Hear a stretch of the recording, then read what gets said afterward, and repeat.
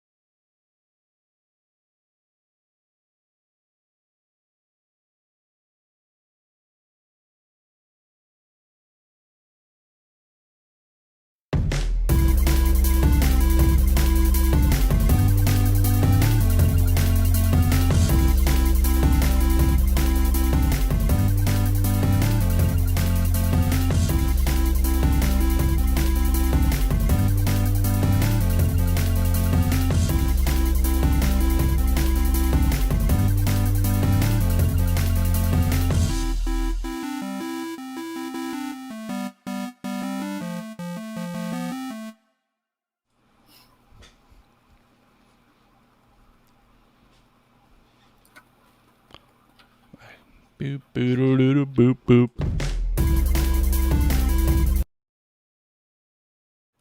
Kill that sound.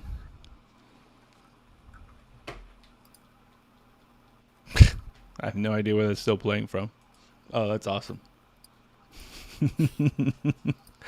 Welcome to another episode of Joystick Maverick, episode 24 in the house. I think I'm going to blow out the audio this episode because we switched from Streamlabs to OBS Studio.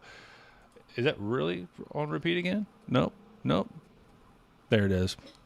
Thanks, everybody, for joining us. Episode 24. This is going to be what I'm calling the Hanukkah, Cowboy, Bebop, and Hawkeye episode. This should be fun. Let me see. Mute. Bam. Bam. You know what Hey, the it's a new downside system. about We got having it. It's all checked good. 4 different streams is hearing yourself on 4 different streams and not figuring out which tab to close fast enough. I could not figure that out for the life of me. So, hey everybody, how's it going? Hi. Thumbs up from me. Can you not hear us? I think Ernie's. Ernie can't hear us. He doesn't even have a cord this time to disconnect.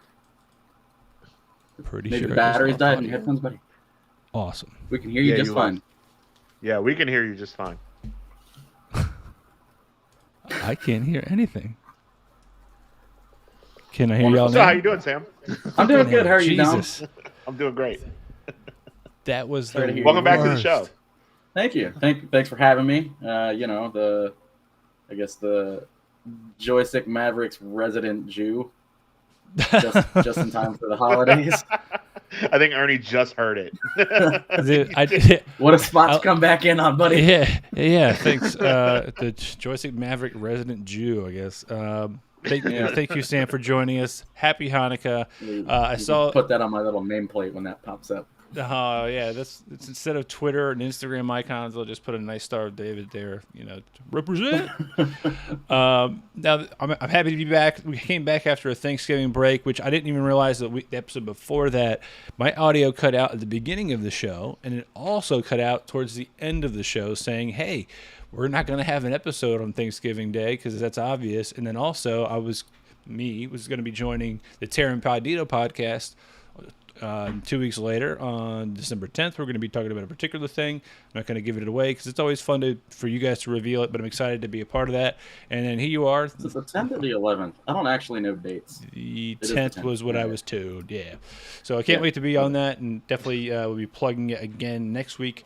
But definitely take a listen. Should be fun.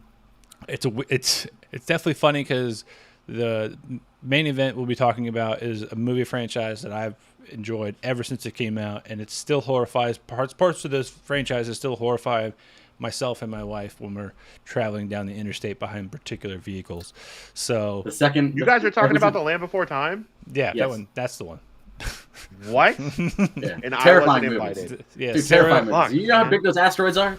Sharptooth? Littlefoot?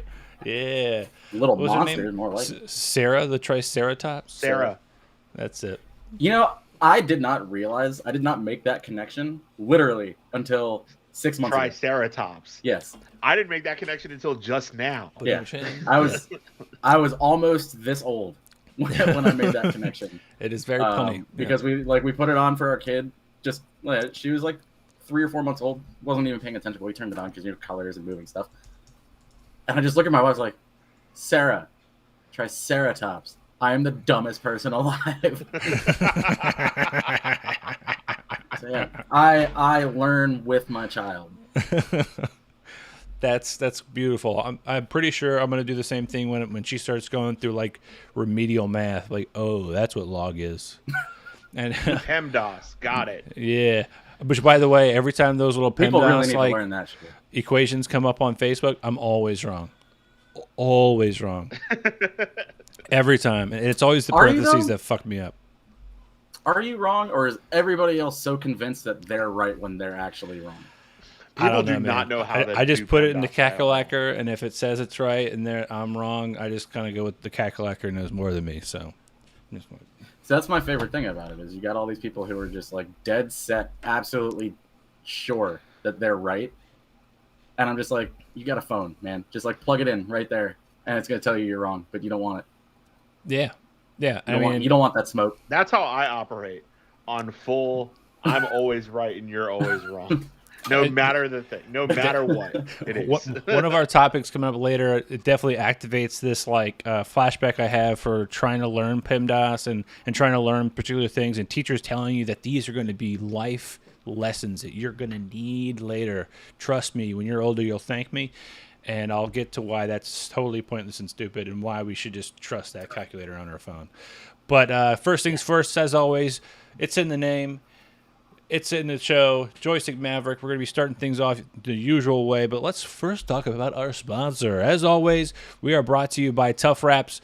toughraps.com.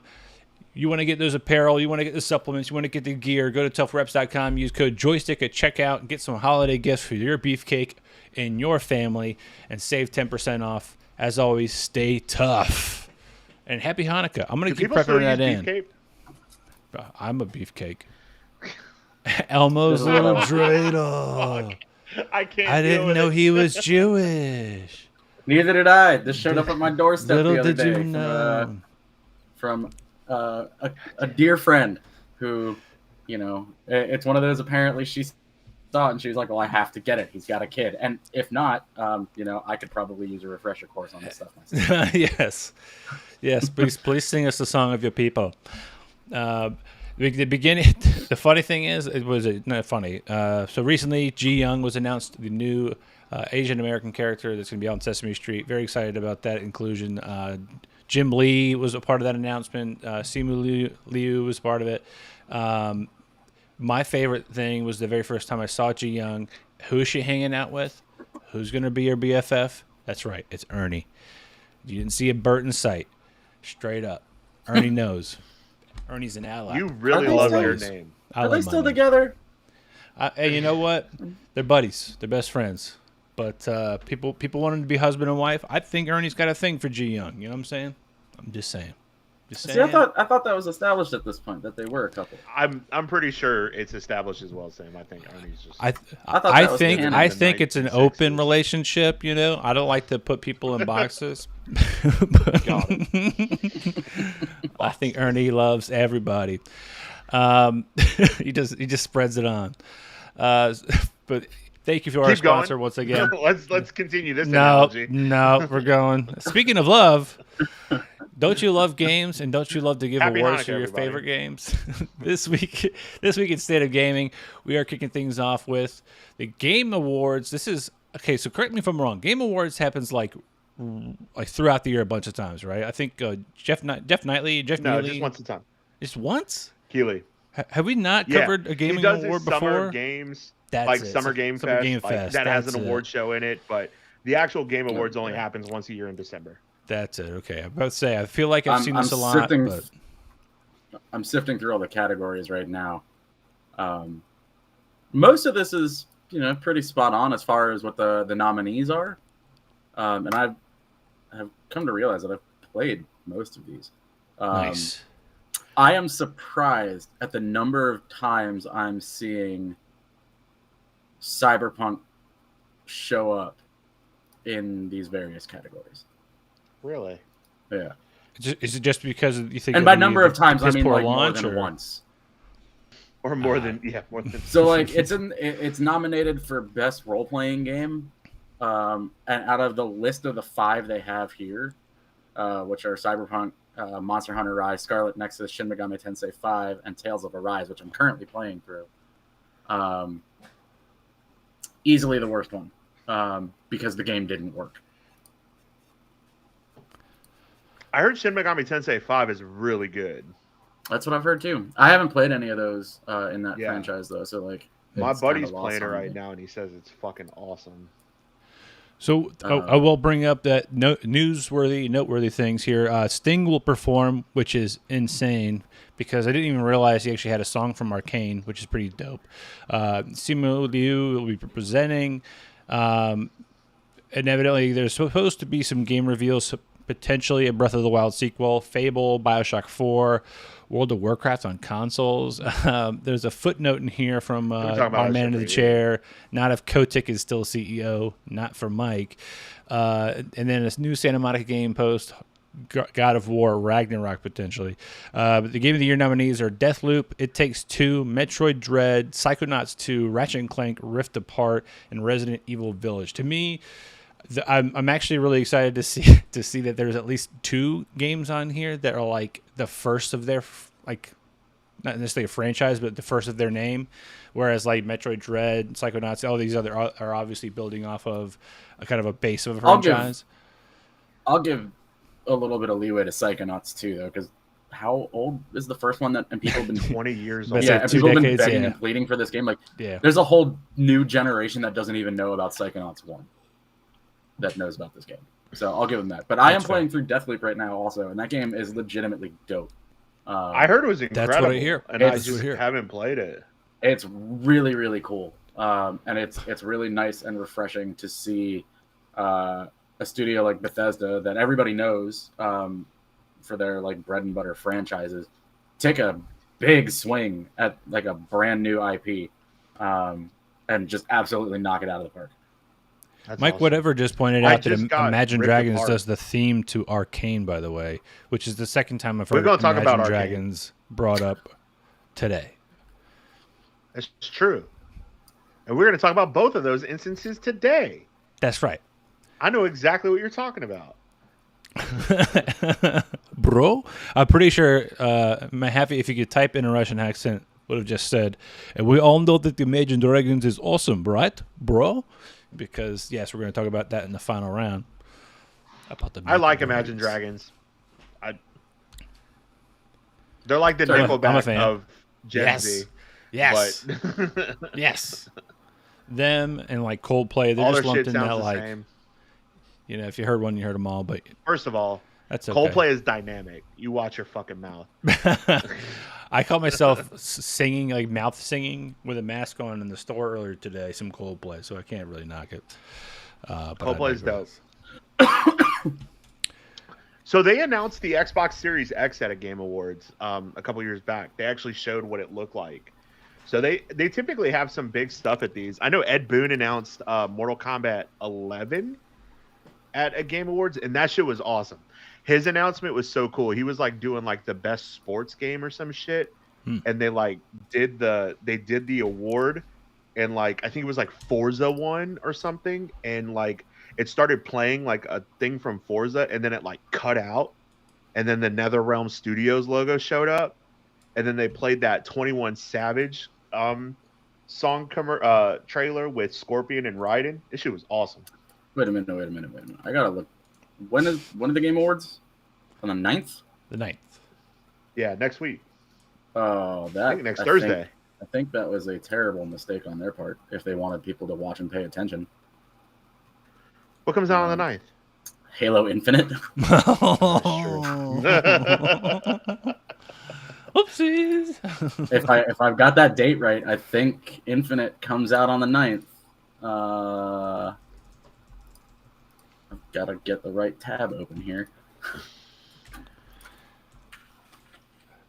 We're doing it live.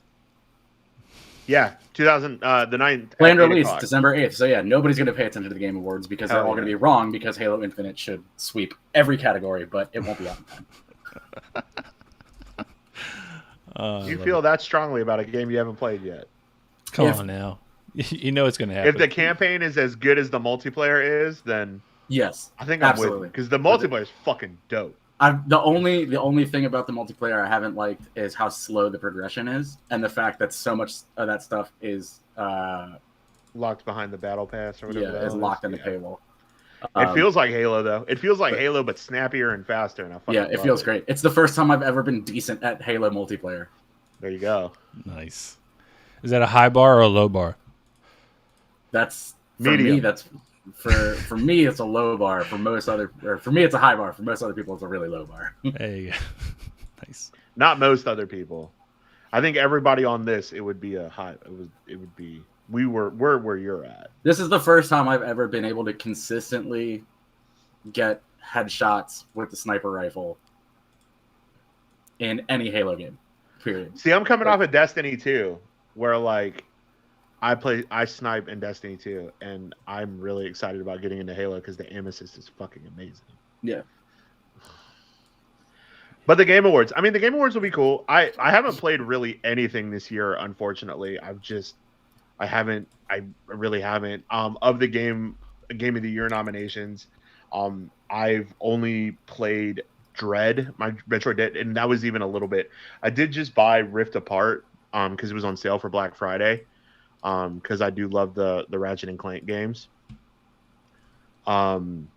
But there's some cool, like, I mean, you know, you have under Best Narrative, you have Marvel's Guardians of the Galaxy. Art design has audio design is Forza Horizon 5, which is incredible. I played that. That's what I was playing right before the stream started. It's so good. It's I amazing. mean, that's like I can't get a Series X. I played it on PC. Yeah. Game Pass, baby. And it's so good. I love it so much. So what do you guys But know yeah. about this game in general? About which one? The next one, Final Fantasy 14 and Walker. And Walker? 14. Yeah, it's the next expansion. It comes out tonight, doesn't it? Yeah. I think Early so. access is tonight. So It this takes place is on the moon. Yeah, the moon or just in general moon? I'm not familiar with the moon. Final I think Fantasy it's the Online. moon. So, yeah. Yeah. So according to our little sound bites here, yeah, it officially releases on the 7th of December, a day that we should never forget. But again, I haven't played any of the Final Fantasy Online. So as far as Endwalker could be, beginning I Walker played or some of slow it. Walker, I have no clue. I played some of it. It just kind of fell into the same category as every other MMO for me. Like, it had my attention for a little bit, and I think a little bit more because it was Final Fantasy. Yeah, Gotcha. But I eventually, fetch quest after fetch quest feels, for some reason, it feels different when it's an MMO than it does. It really just, does, like, because these there's straight really RPG. like no forward progress. It doesn't feel like there's much forward progression, and Yeah. it's very grindy. But I played a lot of Final Fantasy 14. It's blown up over the last year specifically because of all the shit that's going down at Activision. Yeah. People are like in droves leaving World of Warcraft and going to Final Fantasy 14. Well, now they're all heading back because the seasons of right Mastery. now they're all coming because Season of Mastery and then 9.2 coming out soon. But Final Fantasy 14 Endwalker looks really cool. They're adding 2 new classes, the Sage and the Reaper. Sage is like a ranged healer, and then the Reaper is another melee DPS class with a little bit of a caster thing, kind of like what they did with Red Mage when Red Mage came out. It continues the story. It like I said, it takes place on the moon. It's the next Final Fantasy 14 expansion. People are super excited about it. I watched the trailers for it and I was like, this looks fucking cool. And every single time I subscribe to Final Fantasy, I subscribe for a month. I log in once and I'm like, hey, this is cool. And then I'm like, fuck, I don't know what to do and I don't have anybody to play with. So I end up logging out and then not playing it. So the expansions are paywalled though, right? Like you They have are. to pay for that. Because Yeah, the you one do. thing I do have to say that I thought was really cool about Final Fantasy 14 at least, is I think by the time I started playing was it Shadow Realm? Is that something? Shadowbringers. Shadowbringers? That was already out when I first started playing. So if I didn't mind, which me and all the folks I was playing with didn't care, save for like one person, that we didn't have access to that content. There's like 1,000 hours worth of gameplay that you get just for free. Yeah. You get like is, all of A Realm Reborn. I think up to Heaven's Ward. Yeah, You get it for free. Yeah. which is astounding that they did that because none of the other ones do that. And like I got really into New World for a while, but even that fizzled out just because I'm close to endgame and there's legitimately nothing to do, and the game's broken. Go figure. Amazon's first game would be broken. Yeah. It's their first effort, so I can't be too upset. It was $40 and there's no subscription model, which I also support. Final Fantasy 14 was. They should bring in Bobby Kotick to fix it. That's what I'm saying. He's gonna get outed at some he's gonna get the boot at some point, and I guarantee he ends up at Amazon Games. Speaking of Bobby Kotick, don't we have something to talk months. about with Speaking Activision again? So coming right up, by the way, I apologize. I just realized you guys can't see the screen. I will remedy that here shortly. But It's okay. on the stream, we got Nintendo now going against Blizzard. So this is from a fan bite, an email sent by Nintendo of America President Doug Bowser. Yeah, that's really his name. Sent on Friday, November 19th, addresses the Activision Blizzard report. The email went out to all levels of Nintendo of America, including internal development houses like Retro Studios and the newly acquired Next Level Games. Quote, along with all of you, I've been following the latest developments with Activision Blizzard and the ongoing reports of sexual harassment and toxicity at the company, Bowser says. I find these accounts distressing and disturbing. They run counter to my values as well as Nintendo's beliefs, values, and policies. Bowser goes on in the letter to kind of explain that Nintendo's committed to having an open and inclusive workplace where all are welcome. All right, yeah, no shit. I would hope that's where you would go with that. He says that he has been in contact with Activision and they have taken action and are assessing others. There's no clarity, I guess, in the email what the action is. It could just be like, why do you do that? That's an action. Like, oh man, we were gonna bring it to the Switch and now we can't.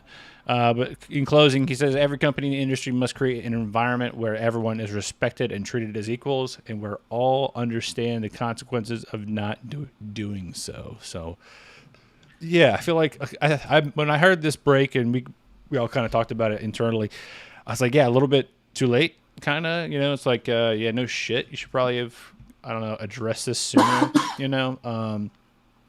Where you been?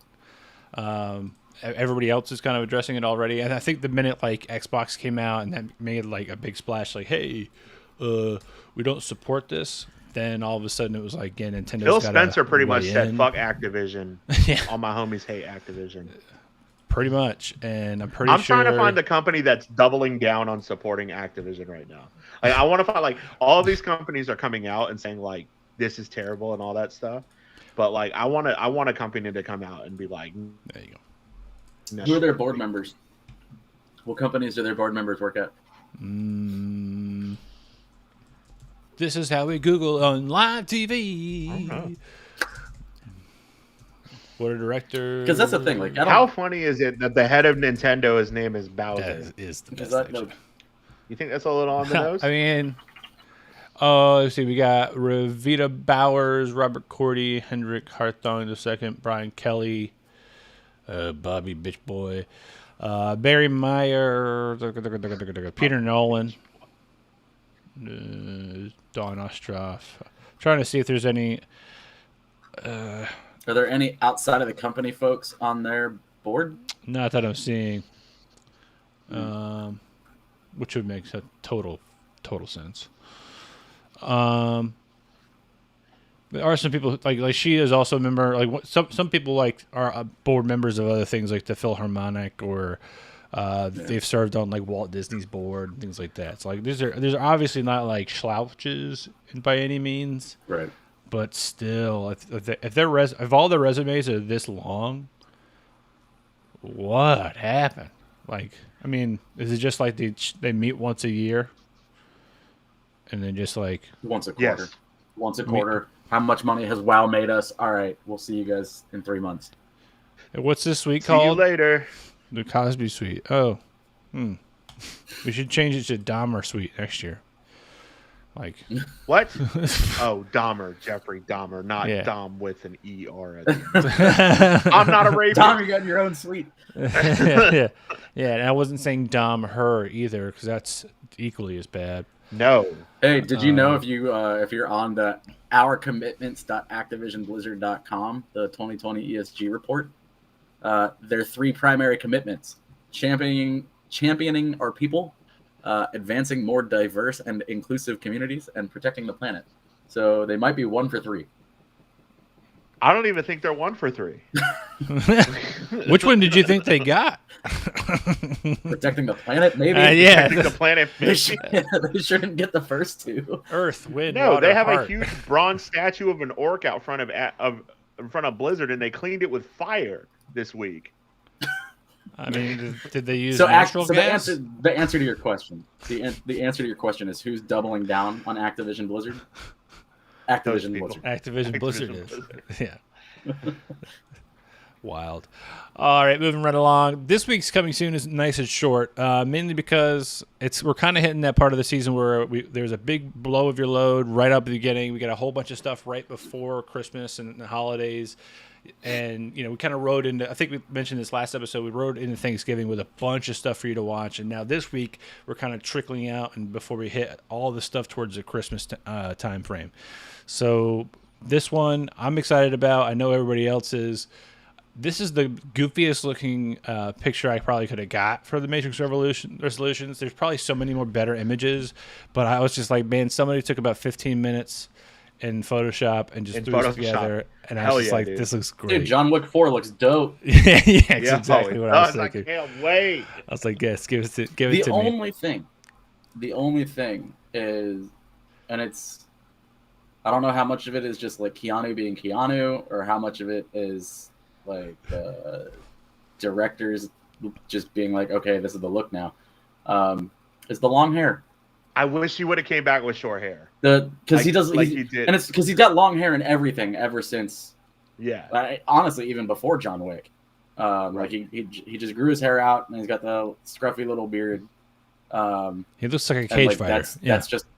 that's just his look now, and it's just his look in everything. Because like if he came back looking like Neo from what, at this point 15 years ago, or like how he looked in like Man of Tai Chi, like that would be dope. It's just like a weird little thing where like I see it, I'm like, all right, this Keanu Reeves, got it, okay.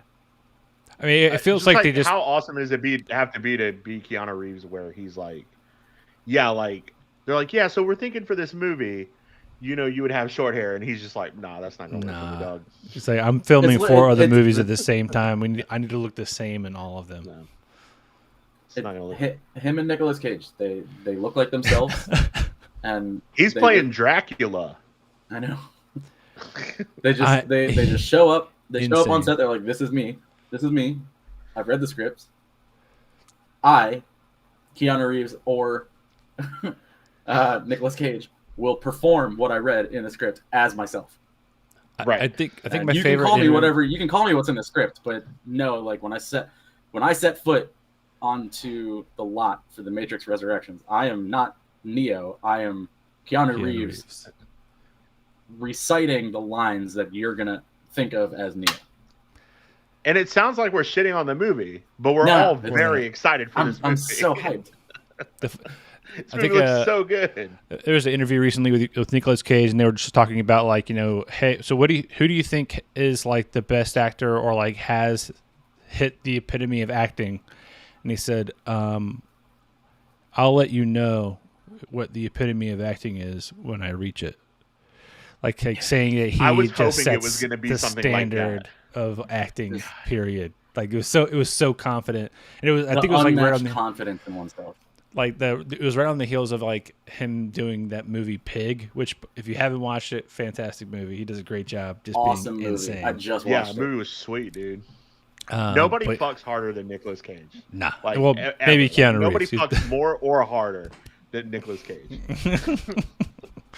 But just circle things back. Major Resurrections, plagued by strange memories, Neo's life takes an unexpected turn when he finds himself back inside the Matrix. I'm definitely stoked about this movie. I think we all just mentioned already. So there's a lot of parallels, which the recent little like 1-minute trailer teaser where you hear the deja vu usually means they've changed something, and when they do those crossover shots of just different characters doing the same exact motions and like the attention to detail there, that I could probably watch like 60 minutes of just them doing that over and over, like side by side. You're about to. My only fear though is this going to turn into what 2018's Halloween was, where it's just like an hour and a half or an hour and 45 minutes of just fan service to people that remember the originals? Or is this actually going to be like a movie? I think it'll be 50-50. It's got to be 50-50, right? The one thing that I've really appreciated about, I guess, the simulcast for streaming services while movies are in theaters is it gives me the opportunity to like watch it at home and then be like, all right, I need to now go see this like full screen, full audio, full everything, and see like the. That happened to me with Dune. I was like, True. Very much like, do I want to go see this in theaters? And then I watched it, and I was like, fuck, I gotta go see this in theaters. Yeah. And I had the opposite reaction with No Time to Die, the James Bond movie. I just watched that. I fucking paid to rent that, and I was like, yeah, I'm glad I didn't go see this. It's like almost 3 fucking hours long. It's so long. It could have been worse. So when we did the new Halloween for Terra Incognito, I watched it at home first, and on Peacock, then I was just like, shit. I was like, God damn it! Now I have to go see this in theaters. Really didn't want to. It's really bad. It's really bad, and I had to watch it. I had to pay for it the second time. I only love the movie because any character's name has a last name Hawkins. Like the deputy Frank Hawkins. I'm like, I'm in. Yeah.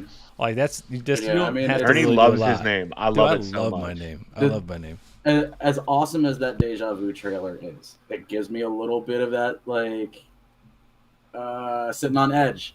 Like, my spidey sense is tingling a little bit. Like, is this really just going to be a 2-hour fan service movie with, like, some cool cinematography? Or is this actually going to drive the story forward? Well, let me ask you this: how many? There's no fucking way it's driving the story forward. Do you guys still have like YouTube TV or any like services like that where you get commercials? Yeah, I've got Hulu TV. There's one or two things that we have that we still get. But there are ads, right? So like my question is, how many ads? I Have think you it's seen actually Hulu TV. I for- think it's just like the NFL. I think it's whenever we're watching football, we see ads. Like how often are you seeing ads for this movie though? Even like on your like YouTube ads and that kind of stuff. I'm not seeing a lot, which is usually my indicator that it's going to be a great movie. Like so, I've got a it's lot of such ad blockers running. You're not. It can't. I So can't gauge. I've got a based lot on of ad blockers running, so I can't I don't see anything on like if I'm on my computer or I'm on my phone, I can't even an ad can't even run on my device. The only time I've seen commercials for this is when we're watching football, and I have seen commercials the last 2 weekends, maybe 3 weekends.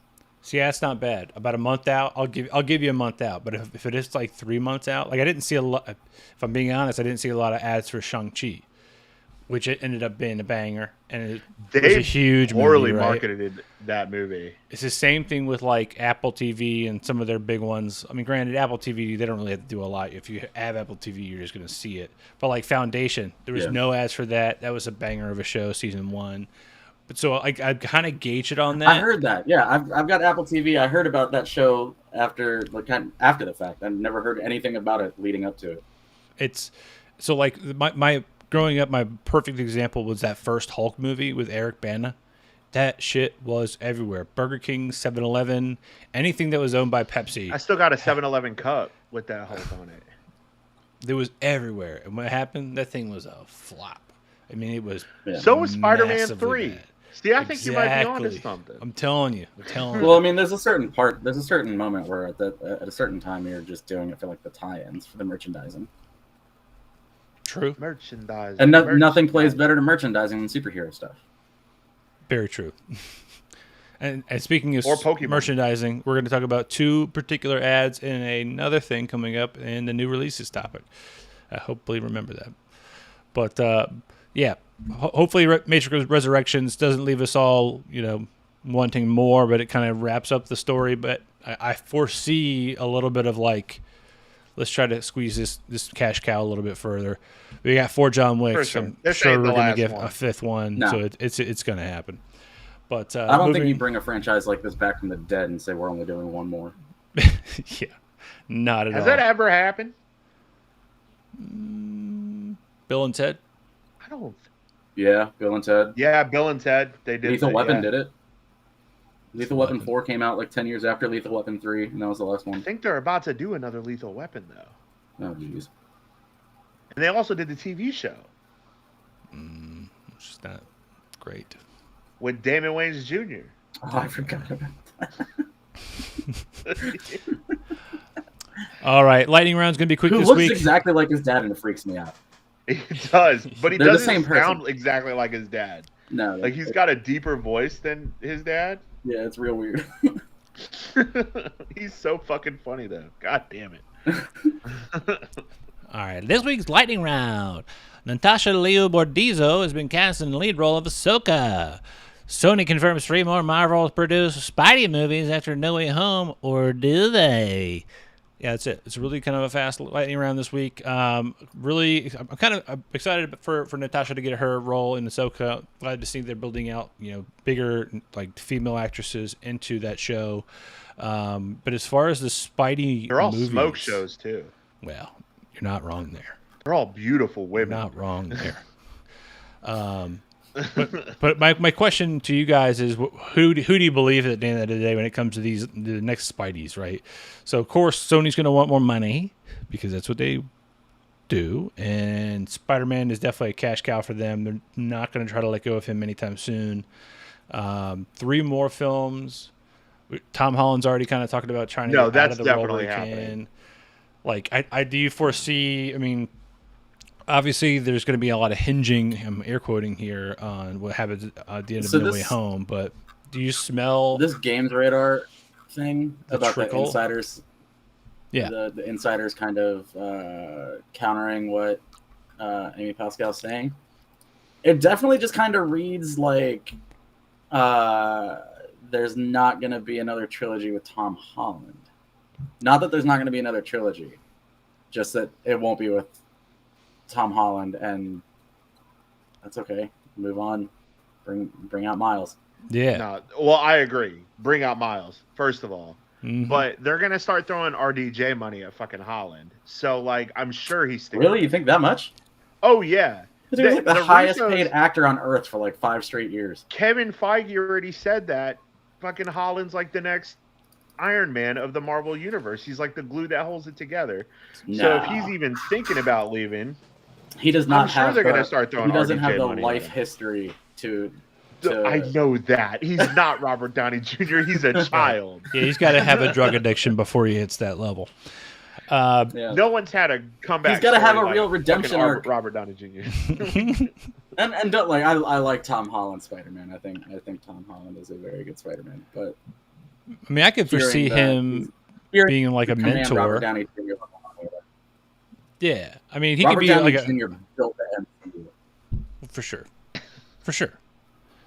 But I think Tom Holland could be like a mentor. I think exactly. We'll probably see him one more time. We'll see him, and then all of a sudden he does like the RDJ thing where he shows up, he does a little something, he gives some like word of encouragement, and then he's out of there. Wasn't I feel like I remember a couple of years ago when they were talking about, I guess, leading into Endgame, and figuring out what to do because Robert Downey Jr. was making so much money.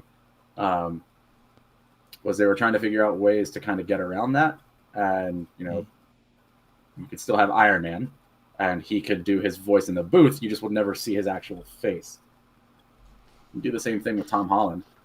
That's true. Have a stand-in as your mentor Spider-Man for Miles, and then just have Tom come in, record his lines in a booth, but you never see his face because you don't need to, and then they save a whole bunch of money.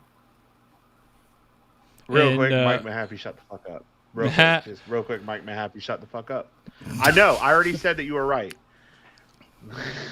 I get it. Got it. So for those listening, chat, Mike whatever just said, hey, I said that Amy Pascal only confirmed that Tom Holland was going to be in the next Spider-Man movie. He said, weird. I think I said that to Dom. So it looks like there have been. That's why Dom is throwing all the shade into chat here. Nice. Well done. Come in here and defend yourself. Thanks, man. I have a microphone. You don't. Up here next week. Oh, shit. Ooh, there's fighting words. I have a trash microphone tonight. I don't even have a good one, and I'm here. Yeah. I have no idea what I sound like. I probably sound completely different than I usually do. There you go. And again, pictures of the lovely Miss Natasha Liu Bordizzo for Ahsoka, and then another little screen grab going, oh, it's Tom Holland, Sony, boop, boop. But new releases. So this week, new releases. There again. Last week, 2 weeks ago, 1 episode ago, there were so many things coming into the Thanksgiving holiday. Even though we had 2 weeks, I'm telling you, I didn't have enough time to watch all this shit. Like, there's so much, and most of these are like series, or multiple episodes. I like how. Did he just try to FaceTime me? Did he FaceTime you? No, he didn't. Maybe it was an accident. On the episode by FaceTime. He's trying to get on the episode by FaceTime. Don't let him on. FaceTime me again, please. This is good content. Just hold it up to the camera. FaceTime me back there, Mike. Whatever. He didn't like what I said. That's why. He didn't like what I said at all. He just wants to get on the screen and tell Dom to shut up. Yeah, he can tell me to shut up all he wants. Let's see if we can get him. Punk ass.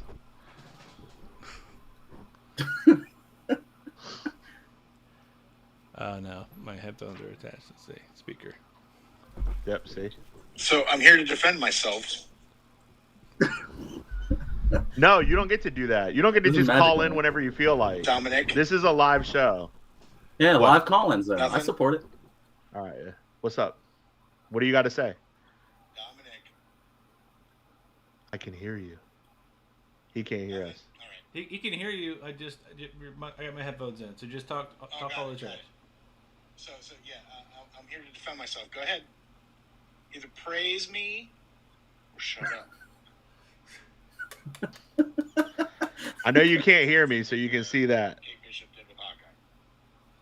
There you go. There we go. So this is a live. This is like a live call-in for a radio show Bye-bye. in the 21st century. Thanks, buddy. This is awesome. I'm in favor of this. If you know any of us, and you want to jump on the show, feel free to call in. The number is Just call 555. Stay alive. Moving right along. This week on new releases, we're going to start off with one alphabetically in the first order of the year. Arcane, which I guess is a part of the League of Legends universe. Thankfully, never played the game League of Legends, and I Me neither. have no idea what's happening in this show. I hear good things, though.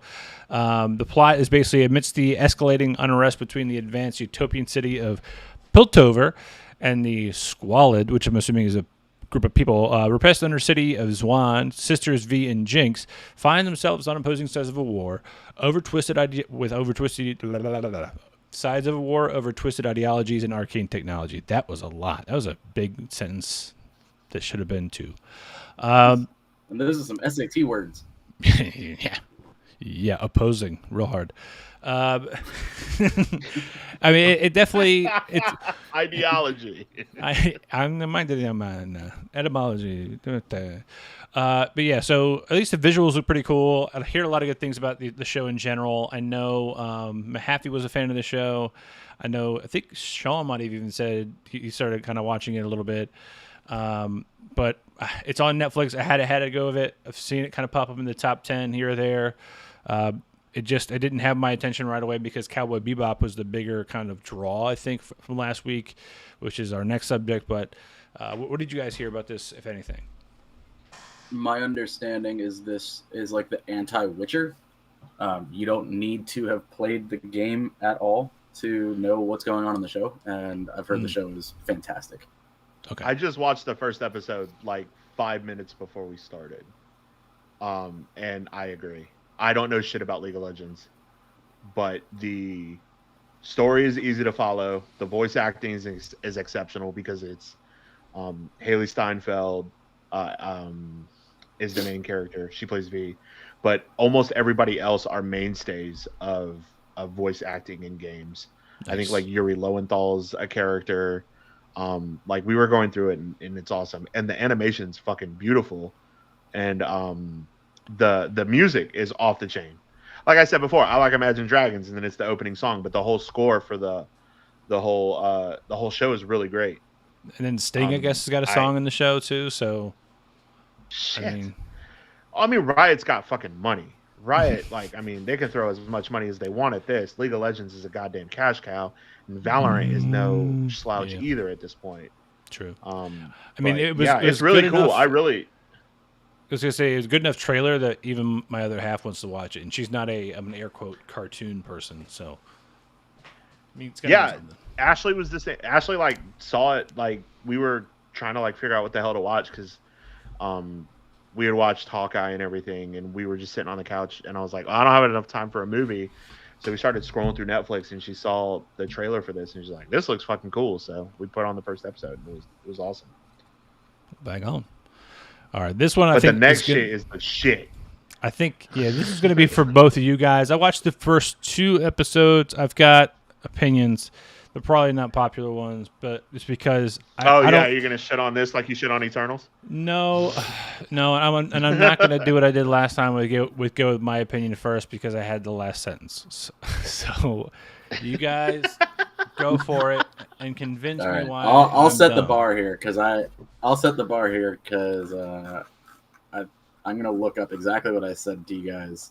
You did say something very poignant. I want to hear it again. Yeah. So. A lot of the folks that I've seen hating on this, whether it's in comment sections, which is obviously the last place you should ever go for your reviews of any content, or just articles themselves. I think Kotaku had a pretty fucking terrible take on this show, but they have pretty terrible takes on a lot of things. The people that hate on this show that I've seen are either the folks that forgot the anime still exists, or the folks that thought Vicious was like peak cool 15 years ago. You say weebs and edgelords. I did say weebs and edgelords. You said weebs and edgelords specifically. Weebs and edgelords. And folks that also hate women getting a real story arc. Because the thing to keep in mind is a lot of the folks that are bitching about this, I don't know the last time they watched the anime. Vicious was only in like, I don't know, 4, 5, 6 episodes. And Julia was in even less. And they said maybe 30 lines combined. Yeah. So this show took these background characters and fleshed them out and like gave them a real life. And I think they did a fantastic job. I think the design that they went with for Vicious was fantastic. A lot of people were saying that he looked like I don't know, I saw one comment I think on Reddit saying that he looked like the equivalent of a Walmart discount bin, but from your local like sex shop. Which that's the look right. I want. Which is fine, but like that's also what he looked like in the anime. So stop acting like it's anything different. Yeah. But the thing that really got me was the very end. One of the things that did bug me about the show was Ed was only ever really referenced. You never saw Ed until the very end of the show. Or in the live action series. And they brought Ed out right at the end, who then teases the potentially not yet confirmed season 2 topic of them pretty much picking up where the movie is, which I loved. And I am absolutely here for it. And if they don't do it, if they back out of a second season of this because, you know, some weebs and edgelords are all pissy and forget that, like, you can watch the anime whenever you want. If I don't get to see Vincent and the Golden Butterflies, I'm going to be very, very disappointed. I thought the acting was fantastic. I thought the music, Yoko Kanno crushed it, knocked it out of the park again. The set design was awesome. The show was great. I'm hyped for season 2. And I would even settle for a live action Cowboy if they followed the whole thing and then said, we're going to do a movie instead of a season 2. And we're pretty much just going to remake the anime, the movie. I'd be fine with that too. I want to see more of these folks in this universe, especially now that they've gotten to where they are. I don't have shit else to say. He summed it up. Like, that's exactly how I feel. I got to tell you, like you said, I'm only 2 episodes in. And coming off that trailer, right, where there's all these nice cutscenes and it seems pretty quick, I thought it was going to be a lot faster paced overall. And that's probably where I got disappointed. And my brain had to take a little time to go, that's not this kind of show, right? Like, yeah. I started to enjoy it again in like the wedding / church scene with the bathroom fight and him sitting there like just talking to him in his ear, and he's like that whole dialogue while he's getting the shit kind of kicked out of him or fighting that dude in the bathroom. That's where I got back into it. I just wanted the double pump.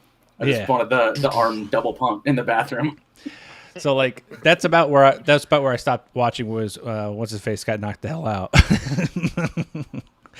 In front of that church. But to be fair, I had an expectation going in, which was my first mistake, right?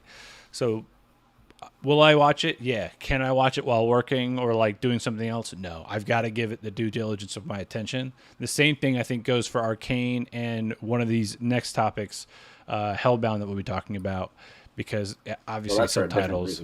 Yeah. But I digress. So overall, I mean, I enjoyed the parts that I at least focused on. That's a good point, because I had a hard time tracking this show if I wasn't like solely focused on it.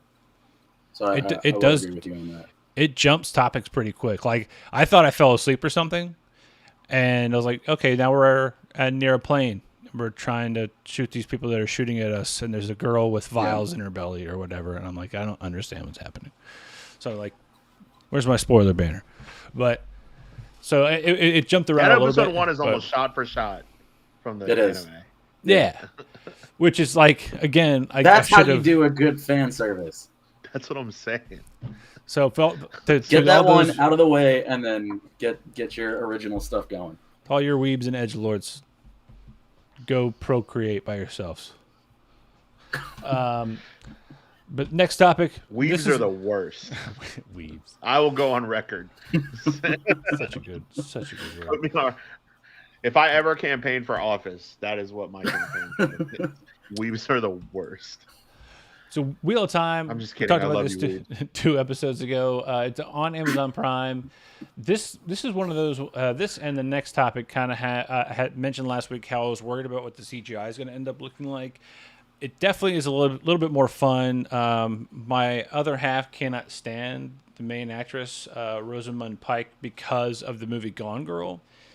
And because of her work. She is such a bitch in that movie. And because of her work in a I love her. Netflix movie recently where she's basically like exploiting these older people as her power of attorney. And and of course I go like, yeah, you don't like that actress because she was so great at being hateable. Like that's hard to separate. Like if you like she did such a good job of portraying that character that you have a visceral reaction just to seeing her face. You got to watch the movies they're in. It's the same thing with like, I think the first Benedict Cumberbatch movie she ever watched, like his character happened to be trying to be getting with a 15-year-old. And ever since then, she's like, I don't like Benedict Cumberbatch. I'm like, yeah, because it's an actor. That kind and of he thing did a will great stay job. And yeah, it's scarring, right? My But, mom feels that way about Jason Alexander from Seinfeld. She hates George Costanza with a passion. It will not watch anything with Jason Alexander in it because she thinks that he is George Costanza. I mean, there's a reason they keep getting jobs is because they're good at what they do. But I will say the storyline is kind of fun. There's magic involved. The actual like fight scenes in the first couple of episodes were pretty sweet, and the CGI for these like huge like Minotaur type beasts was actually pretty good. So if you get a little bored, you want to have a little fantasy thing to put on before bedtime, this is definitely right up there. If you're like me, where you can kind of watch something and then dream a little bit in that kind of world or space, this is it. It's the same reason I watch like the World of Warcraft movie, because I get my dreams to kind of fight that way. Now, granted, that was before the Bobby Kotick, hasn't been on my screen since then. But again, definitely worth kind of watching in the background and enjoying. You don't necessarily have to pay attention because the overall story or point of the story is told to you in about 5 minutes, about 55 different times. Like they never don't remind you that there is a bad person that's been reincarnated and they got to find the bad person. That's the point of the whole thing. So leave it or take it, but at the same time, definitely worth watching if you got Amazon Prime. The next one, Hellbound. This is the one I couldn't watch if I'm trying to work. I've really got to sit there and give all the attention I want to. But this falls prey to my like personal taste in CGI. Like there's definitely the budget you see for television. And this, if people are watching right now, the smoke monsters that are shown in the image, like the quality that you're seeing in this kind of like wallpaper is kind of the quality you see in the smoke monsters. The lighting effects aren't quite where I want them to be. Having said that, everything else is pretty damn good. The acting, people being scared. I mean, there's a guy who is first being hunted in the first episode. He looks so scared, and he is getting the shit kicked out of him. I think you can see the actual pee coming up, like dripping down his lip. Yeah, like the snot and I want to blood talk mixing about Hellbound, together, but I need to go back to something you just said. Yeah, go for it. You got a problem with CGI. Okay, like you got a problem with this CGI because you're like you got some things about the CGI. You're a goddamn Doctor Who fan. Bro. That's the worst CGI in fucking television. Nah, see, here's the difference. I go into Doctor Who with an expectation of shipboard CGI, and I get pleasantly surprised every once in a while. This I went into. It is so goddamn bad. This is not a 60-plus year running show on a very low budget on the BBC. This is like a premiere from the Train to Busan team that I'm expecting. No, it's quality. not though. That's the problem. Is you got the wrong expectation. See, expectations ruined it. It is, but it's not.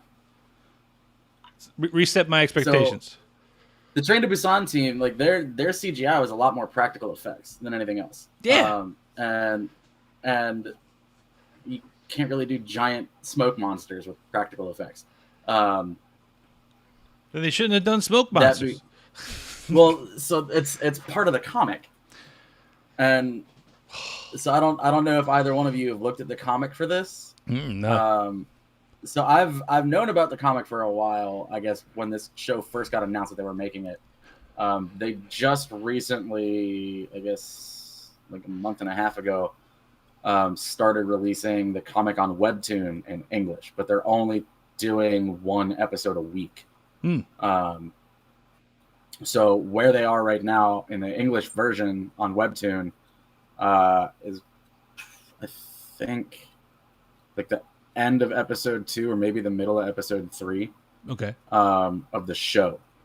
There are, I think, 22 episodes is what they call them. Think of it like issues, I guess. Yeah. I think there's like 22 issues total or something like that.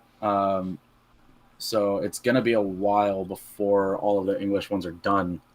But the show's been pretty faithful to what I've seen of the original Korean one, and then what I've read with the English translations. They did come out and say that like there's a big change at the end, the way this story ends versus the way it ends in the comics. But like design wise, the smoke monsters are actually, I think part of the issue that you might have is like you're expecting them to be more fleshed out, maybe, or more realistic looking, but they look almost exactly like they do in the comics. Like they were designed to look how they were drawn. Okay. Which is really impressive. I mean, I think the other thing too for me at the beginning was very funny. It was like, hey, yeah, oh, do you believe this? Oh, it's got to be a hoax. Oh no, I totally believe it. And 2 seconds later, massive havoc is brought on by these huge juggernaut smoke monsters. I'm like, how are people not believing it?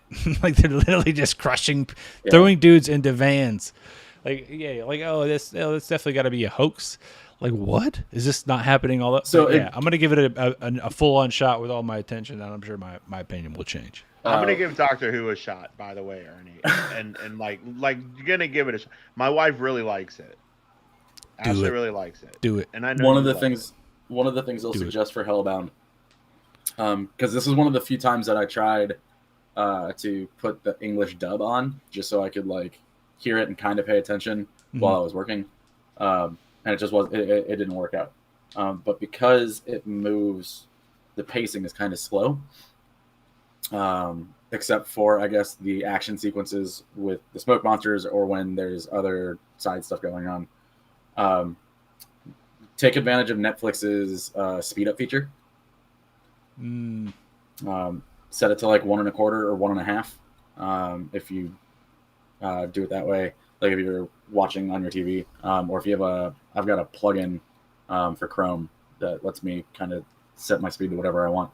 But that has made a world of difference because the show does kind of move slowly. It is a little bit of a slog at times, but if you speed it up, it feels just right. Nice. That's cool. No, that's actually good. That's a good call. I want to watch it. I haven't heard much about it.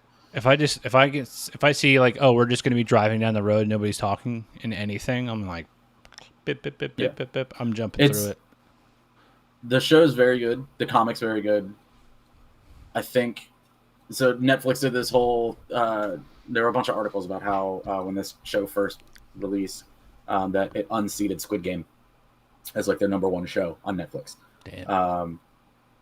I think a lot of that has to do with the fact that people saw Squid Game and they're like, some of these names look familiar. It's another Korean show. The last one I saw was fantastic. Let's watch this.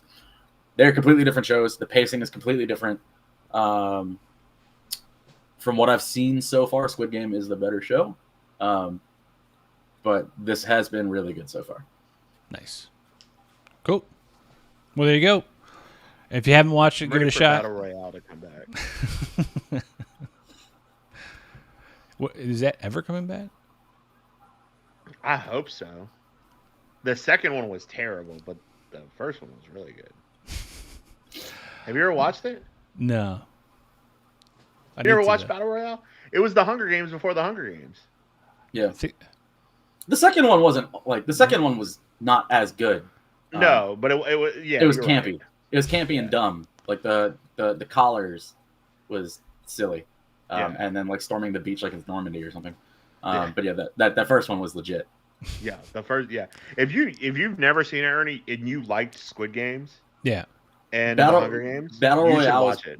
Battle Royale was like the impetus for all of the like late aughts youth like YA novels about kids killing each other to survive in some dystopian hellhole. Yeah, nice. Divergent, The Maze Runner. Yeah, all of that is just Battle Royale. Yeah, for all white, of that for is white kids. Just Battle Royale. Yeah, but white people. Sounds right up my alley. It's really good. No, look, Battle Royale is dope, dude. Yeah, the first one's legit. It's like ultra violent and like, yeah. Have you guys ever? Okay, before we go on to the next one, a worthy note. I think it's called the Belford Project Experiment. The Belko Experiment. That's it. Yeah, the Belko Experiment. That movie's hilariously bad. It's so good. It's so good. It's a James Gunn movie. A bunch of famous faces in it. His brother Sean Gunn's in it. Michael Rooker's in it. Let's see, John C. McGinley from Scrubs is in it. I mean, it's long story short, a bunch of office workers get caught in an office building. All the windows just get covered in steel, and it's you have 1 hour to kill 10 people, or you start executing. And just antics. How come I've never heard of this fucking it's movie? So randomly that good. Sounds Dude. awesome. It came out in 2016. So it got marketed pretty well actually, but it was a pretty big flop. I like it. It was not a good movie, but it was definitely a fun movie. That's the point. It's like it's a bunch of faces. Like you're like, oh, I remember that guy from that thing. Or I remember that person from that one film. And then you're like, okay, how are they going to kill each other with office supplies? Like, okay, this is going to be great. Yes, let's go. But I digress. Yeah. The next one up, 8-Bit Christmas. We talked about it last week. And I'll be honest with you, Sam, you really sold me on it. I'm like watching it and making it a point to watch it. I started watching it with Michelle. Antics ensued. I haven't finished it yet, but you're right out of the gate when you said, thank you guys for letting me know this movie exists. And because Steve Zahn is magical, he is magical. And even just the first interaction with, here we go. I'm not going to fuck this one up. Spoiler alert.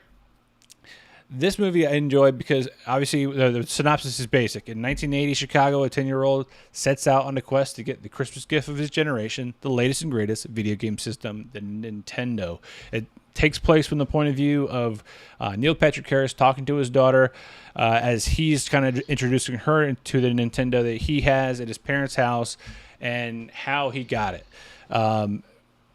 And just the beginning portions of just remembering what entertaining yourself really was like back then. And granted, it's the late 80s. I was probably 4, but it's definitely still crosses over in the early 90s for me. And just the amount of like playing outside. You're not wearing helmets when you're doing half the shit you're doing. There are no elbow pads. Yeah. Like, and you can just go outside. Like there's no like a stranger danger that you're really kind of crazily worried about. Granted, it's there, but we don't talk about it because that's how you get tougher. But like because the internet wasn't a thing. Yeah, exactly. And the couple of things I thought that really jumped out to me was one, Steve Zahn's interaction with the daughter in the family. Because she's always just tattling on the brother, and he's like, "Yes, you're perfect in every way." Like, yeah, like he just adores her.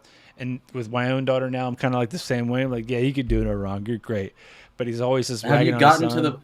Have you gotten to the part where the son asks why she always gets what she wants? Not yet.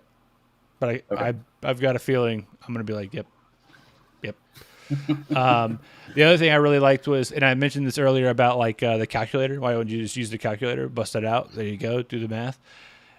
The teacher is like, oh, we're going over the Dewey Decimal System today. Trust me, kids, you're going to really need this. And what else? It's just like cursive. You're going to need these life skills. And I was like, they don't even teach cursive or the Dewey Decimal System anymore. Like, what? Well, Like, people just damn. don't like write by hand anymore anyway. Yeah, I just like, They don't oh, this is too real though. It's the same thing when like we had those huge TI-83s or whatever, like brick calculators. Like, we're Hey, only those gonna things were need great these. for playing Snake and Drug War. Drug war. Still have a TI-83. You still play Drug War? No, I don't think that Drug war. Yes. If I knew I was gonna fail a test, I just played drug war the entire time. It's like didn't even bother. That was the real way to learn economics. Yeah, That's what those calculators teaching you. yeah. We're teaching supply and demand right here. But no, so far so good. What are your overall thoughts, Sam? Steve Zahn is a magical creature that's just the bizarro version of Crispin Glover. And apparently when you type in Crispin Glover and Steve Zahn into the Google box, there is a weird WordPress page called Crispin Zahn, where they just kind of merge the faces, and it's incredible. But also supposedly the two of them are in a movie together that's supposed to be coming out. That's based off of a book that I've not read from that series. I've read some of the stuff, some of the other stuff that the author's done, but who knows if that movie got canceled. But that's not this. This movie was fun. It was Princess Bride if the Princess Bride was a Nintendo, and the story's being told about himself. Nice. It was fun. I don't know if this movie kind of like rises up to that level of like, this is going to be on my annual Christmas movie rotation. But it's brand new, so it's hard to tell. Yeah. But it was fun. And the cast was really good. The child actors so far have been doing pretty damn good. I think they hit the late 80s vibe really well without just like really leaning too hard into it like Stranger Things. Like this wasn't so much about nostalgia as much as it was just like, all right, 80s New York is the setting. Cell phones aren't a thing, so you got payphones for anybody listening. That's that big box that you might see in Doctor Who. Thanks for that. Yeah, stranger danger wasn't a thing. Like meeting David Cross under a bridge to get a Cabbage Patch doll in the late 80s. Honestly, kind of a normal thing to do. Gotta get it. No, the Gotta movie get that was toy. fun. Yeah, the movie was fun. You're not a good parent if you don't do that. Sorry, guys. We had our doors replaced today, and they took the thing for the alarm system off the door. Oh, shit. And my alarm system just started screaming at us. So, Well, thank you My for wife saving had to our run up ears as well as turn it the off. ears of our yeah, I listeners. muted the microphone. Yeah. To make Yeah. sure. I just see you being like, just you're bug-eyed out of the corner, like, what? Hey, right there. Well, yeah, I started hearing it. My dog Hey, started yo. going crazy. But I guess this movie is also brought to you by the same team that brought you Elf. So there's got to be, obviously, there's going to be heart. There's going to be family-oriented. You know, a little bit of Christmassy, heartwarming cheer. So when I get through it, I'll probably enjoy it, and I'm more than likely will add it It's as got like a one-off Christmas most of the time. It's got a good elf-like Christmas message. Nice. Perfect. I expect nothing Sweet. less. Next up, this the only reason I even thought about this movie, Red Notice, is not on Netflix, was because an article came across my desk, which is whatever form you want to think about that might happen. It was like Netflix has done something incredible where they just basically threw away the big release day. They were like, yeah, we don't really have to announce a big blockbuster film with big names like Ryan Reynolds and Dwayne The Rock Johnson, Gal Gadot. Like, it just, here it is. Like, here's a movie. And it was actually pretty damn fun. I'm not going to lie to you. I actually made a point to watch it today so I can speak to it now. It was, most of the time it was fun. There's going to be a couple of moments where, like, you see some things coming because it is supposed to be kind of a, not necessarily spy, but thief thriller. And I'm going to take off the spoiler banners because I'm going to try to avoid giving anything away. But my point is, I didn't get a lot of ads for this other than the social media accounts from the people involved in it. They're, by themselves, their marketing power is just as big as some agencies could be, right? Like, so much so that even in the middle of the movie, Ryan is literally drinking aviation gin, and there's another part in the movie where The Rock is drinking his tequila. Like, this movie might as well have just been both of them just jerking each other off like the entire time. And half the script supposedly was just ad-libbed by Ryan Reynolds because he's just foaming at the mouth whenever he thinks when it comes out, and if it sticks, it sticks. But like it was fun. I mean, if I'm being honest, it does the whole gambit of going through what is seemingly impossible heists that somehow magically work in everybody's favor. It is a little bit like I'll say it's the opposite of like a Pixar movie. One of the rules of any Pixar film is coincidence gets you into trouble versus gets you out of trouble. This is the opposite of that. There's always just some little like slick move that happens that magically makes them get away with something. But it was fun. If you got nothing like 2 hours to just want to hear Ryan Reynolds throw jabs at Dwayne and Dwayne kind of flip them right back at him and watch them run around and behave silly while they try to steal eggs, go for it. It's I think it's like one of the top movies in 93 different countries. It had the same amount of viewership supposedly as Squid Game. Like, it's crazy. It's fucking Ryan Reynolds, The Rock, and Gal Gadot. Like, and they're all hot right now. If you made this movie 15 years ago with fucking Tom Cruise, Brad Pitt, and whoever, it would be the same thing. It have to be a woman there. Yeah. I was waiting for you to say Antonio Banderas or Kirsten Dunst, and I was going to be like, oh yeah, they did that. It's called Interview with a Vampire. Interview with the Vampire. Like, I mean, no, 15 years ago, you Salma Hayek. Yeah, Salma Hayek. There you go. Well, but like, if you saw this in theater, none of us would have watched it.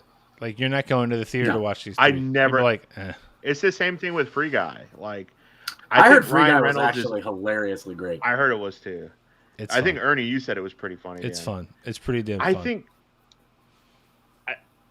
I like Ryan Reynolds. I am not on the Ryan Reynolds is the hottest and funniest person on the planet train that most of the internet is right now.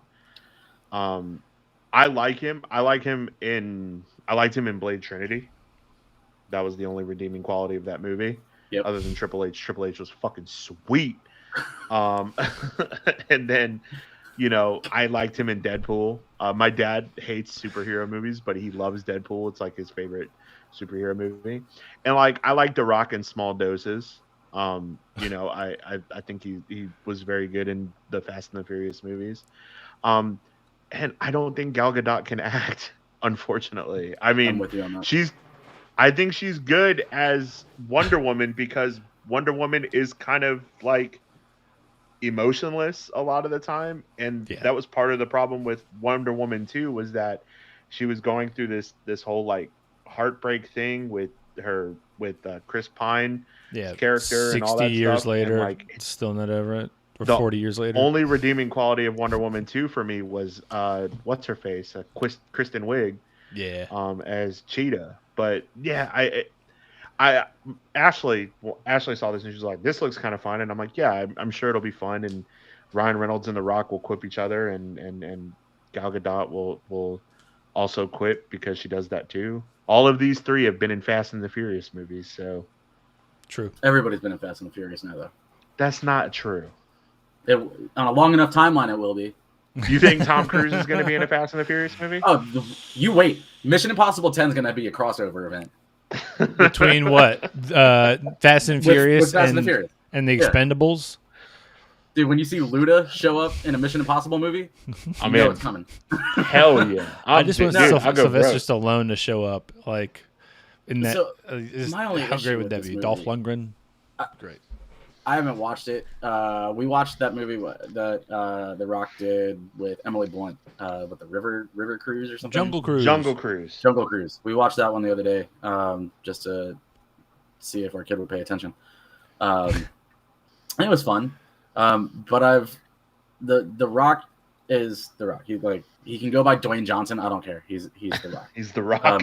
Ryan Reynolds, very much the same. He was Ryan Reynolds and Van Wilder, and that's just who he is. It works. There's only one movie that he did some like rom-com with I think Sandra Bullock or something. The Proposal. Proposal. Yeah, it's that not weird. one. We both know that Um, one. That was We're both that's married. that's like the only Ryan Reynolds movie that I can think of where when I think of that movie, I don't think of Ryan Reynolds the person. What's the one where he was fat and then became skinny? He was Ryan Reynolds in that movie. My Best Friend. I can't remember. Isn't Anna Faris in that movie too? Yeah, that's like the girl he loves, and he's like lost all this weight. But anyway, I digress. It's like I've got nothing Friends. against him. Just Friends. Just I've got nothing Friends against is the him, name of the and I movie. think he's really funny. And I Agreed. think The Rock's comedic timing has gotten a lot better over the years. Yeah. And his company But- helped produce the movie, so it wasn't going to be Yeah. complete trash. But I mean, like, I wouldn't just because these three are together in a movie, I wouldn't call it a blockbuster. This is exactly the kind of movie that Netflix can dump on a Wednesday and just be like, "Hey, new movie with the three biggest names in Hollywood right now." And it hits number Because one and goes It's wild. every movie Ryan Reynolds is in is just like, it's him. He is. It's like Keanu Reeves, but not ironic. Worse. Like Keanu Reeves is just showing up now as Keanu Reeves, but like when I watch his movies, I don't think like, oh, that's Keanu in real life. Right. Ryan Reynolds, I watch his movies, I'm like, That's if he was sitting on my couch next to me, he'd be this the is exact same person. person. Yes. Well, There's another movie on Netflix called Red Notice that came out this year as well. There's two Red Notices. was it There's have two Bruce Red Willis and Notices. John Cusack in it? Like just as equally No. obscure, used to be A-list actors. And I was excited because I thought we were going to talk about that one because I watched that one. That's It's awesome. called SAS Red Notice, and it has Sam Heughan, Yep. the guy from Outlander. Outlander. And Yeah, we and literally the just talked about girl this the other week, right? Ruby Rose. Yeah, like, and that movie was fucking sweet. It's like the beginning, the birth of Black Swan or some shit, right? Yeah. Yeah, it was like Black. Yeah, the birth of Black Swan. Whatever it's called. But no, to your point, like Netflix definitely just kind of dropped this on a Wednesday, and to me, this reminds me of the movie Euro Trip. Right, in the middle of Euro Trip, they end up in Poland, and the guy who like picks them up, he's like, "Oh yes, you have this show in America, Miami Vice, #1 hit new show," and they're like, "Miami Vice, like this is." This is the exact same thing. These three are big, not just, they're big names here, but it's like you've heard, All Star by Smash Mouth now on the radio for 5 years. And you're like, God, if I ever hear that song again, I want to cut my wrist. We're kind of getting to that point with these three actors, but the rest of the world slowly is like not quite there yet. Like they're like, oh See, this shit, is the have you heard tricky this spot. new album, Astro Lounge from Smash Mouth? It's a banger. Like they're just getting to it. This is the tricky spot that Netflix is putting themselves in because they've gone through such a transformation in the last 2 years because of the streaming wars and everybody pulling their content from Netflix that they've had to dump so much money into original content. And a lot of their stuff has gotten a lot better in the last 2 to 5 years when it comes to original content. But they're walking a really fine line with something like this because, when you got these three together, your bottom line is still really high worldwide because everybody knows these people, everybody loves these people. You also know the movie's not going to be that good. It can only be so good.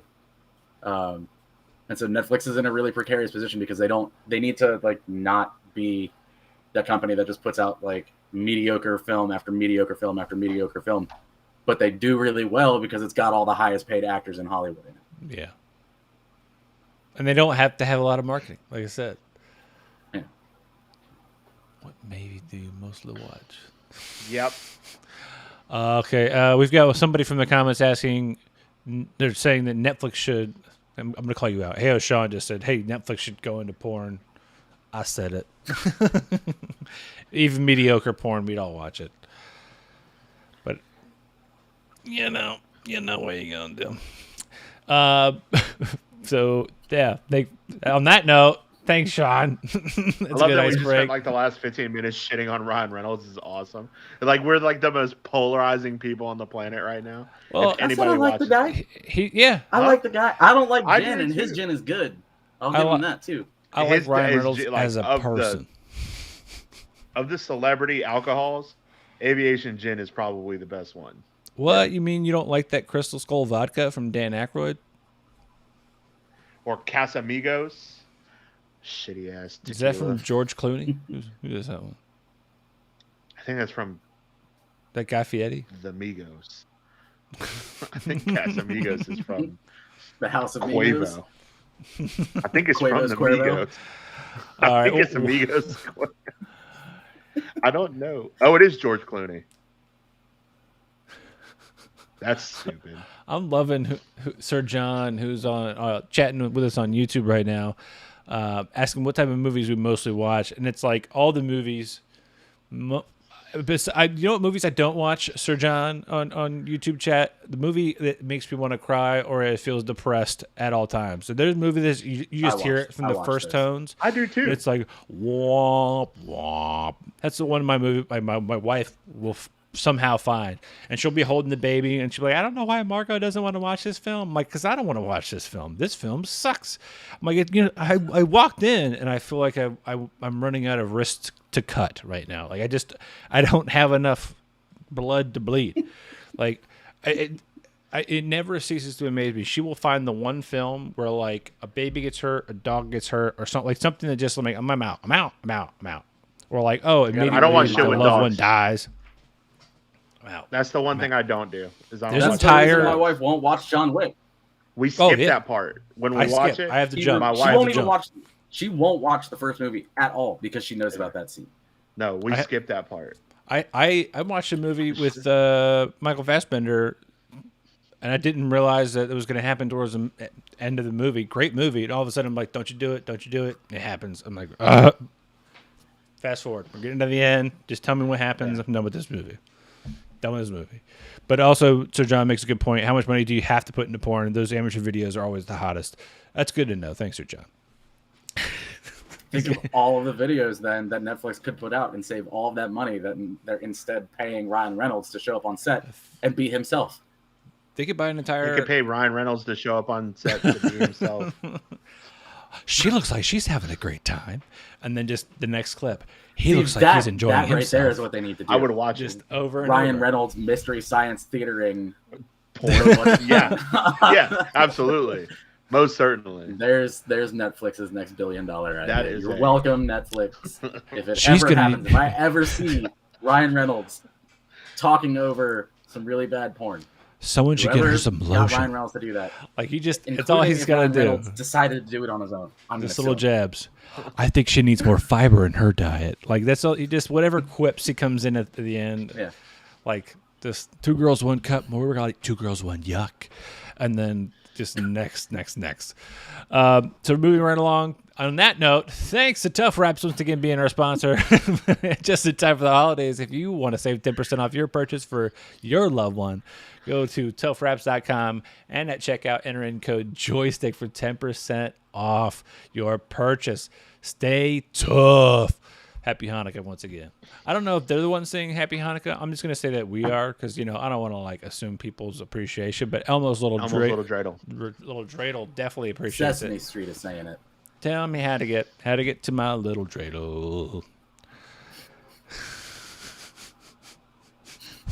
What? I can't even. Evidently, a great animated comedy about a triplet sisters who are competitive with each other all over the time over everything is called Mitsudomo. The Christmas special is a fist fight over the toilet because they had expired tea. I'm not even going to Google that. Sir John, you're definitely doing the best to butt into this, and it's doing a fantastic job. This could be anybody, and they've got my attention. They're just saying the most ridiculous things. Moving right along, final round. On to some wholesome content. It's time for some Christmas fun. That's right. Hawkeye premiered last week. Two big episodes. Third one came out today. Sam, have you watched them? I'm not. Spoiler alerts. There's too much other stuff to watch right now. Spoilers. Why do people hate Jeremy Renner so much? I don't hate Is it Jeremy because Renner. of the app? I don't hate Jeremy. I actually like Jeremy Renner. I don't like Hawkeye the character. What about I don't think every that- single time Every think single that's- time I do this show, okay, I don't think that's someone Jeremy Renner's says some fault. shit on this show that makes me not want to do this show anymore. Hey, O'Shawn said he's got a post-punched punchable face. It's already been He is a punched, post. and now you want to punch it still. That's fucked up. A reformed punchable. Like, I punchable get it. face. Everybody was like, the app thing was a little weird. He's also like a pop music star and like has a weird song. There's the Jeremy Renner app. Do you not know about? You should look this up. No, There's I don't think I know about the this. Jeremy Renner app. I heard Jeremy- that Haley Steinfeld didn't like working with him because he kept singing his song on set, but I think that was a joke. But at the same time, it So could be true. the first thing that I ever saw him in was not a good movie, but I loved him in it, and because of him, I actually watched this movie surprisingly regularly. Was that Like SWAT. the movie. SWAT. That's nice. true. Oh man, I saw that in LL theaters. Cool J. Yeah, that movie's fucking dope. Samuel L. Jackson as like the grizzled captain. Yep. Hell yeah. He's That movie's black dope. and Jeremy he's Renner's angry. great in it. Yes. I got nothing against Jeremy Renner. I just don't like the character Hawkeye. I like the character Hawkeye because of the name. It's got part of my last name in it. See, I love my name. Jesus Christ. I'm full circle yet again. Starting with the goddamn name. Come on, Dominic. Don't say you don't love Fast and Furious because they say your name like 15 times and they scream it. I hate that fucking. I like those movies, but I hate the fact that his name is Dominic Do you because ban, people do that shit to me all the do you time. ban Corona and the word family in your house? No, I like Corona. I drink Corona. I love And he, Corona. and he But loves can get the hell family. out of here. Family can get the fuck out. The If plots anybody of- like our old fucking boss used to say, "I live my life a quarter mile at a time." Fucking used at Apple used to do that shit to me all the time. I'm like, shut the fuck up. My God, there are other people named Dominic. So John is from Albania. That's what's up. That's what's up. Oh no, Jeremy that's the Renner. name of the show. Love and Peace from Albania. It's a really good show. 2 seasons, 12 episodes each. Anime comedies are rare, but Mitsudomo is one of the great anime comedies. You know what? What's good from Albania? Is it early there or is it late? But I digress. Synopsis for Hawkeye. 1 year after the events of Avengers Endgame, Clint Barton must partner with Kate Bishop to confront enemies from his past as Ronin in order to get back to his family in time for Christmas. This just sounds like the beginnings of any kind of good Christmas film. I think they have one called I'll Be Home for Christmas, right? And Yep, Jonathan Taylor Thomas. Yes. Thank you. JTT. Have you already said? I've said it before, but I was fine with Hawkeye, but the Matt Fraction run is literally his favorite comic run, full run. Yes, the Matt Fraction Hawkeye book is exceptional. And Full stop. This show pulls heavily from that run. Matt Fraction is an executive producer. Lucky the Pizza Dog's in it. Kate Bishop is in it, obviously. The entire opening credits are based off of Matt Fraction's run. It is absolutely exceptional. So Sam, do you The mind comic book run. I love the show too. Do you mind if we kind of spoilerifically walk through this? Or you gonna okay? Spoil away. I'm not. I have no plans really to watch this series unless it's just kind of by accident. He's Again, trying it's to find the Jeremy Renner app. Is what he's fucking doing. I see No, it. I'm reading an article about this right now. Actually, it's incredible. The very first question in this article, man. as written by the author on the New York Times, why am I reading this? Their own response, why am I writing this? Dude, this is magical. I love this. I'm 100% in. If anything is going to get me into Hawkeye, it's going to be the dead Jeremy Renner app.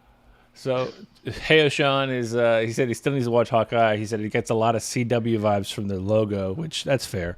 And now he's muting. Sorry, man. Spoiler alert. Flags are up. They're up there for your benefit, as well as everybody else's. And now if you're listening tomorrow, the next day, spoiler time. Here we go. Yep. So the first picture I've got up here is a great shot. It's got Kate Bishop during the aftermath, or actually during the battle of 2012 in New York from the movie The Avengers. This is my first gripe of two in this very scene. One, the child actress. No offense, you're terrible.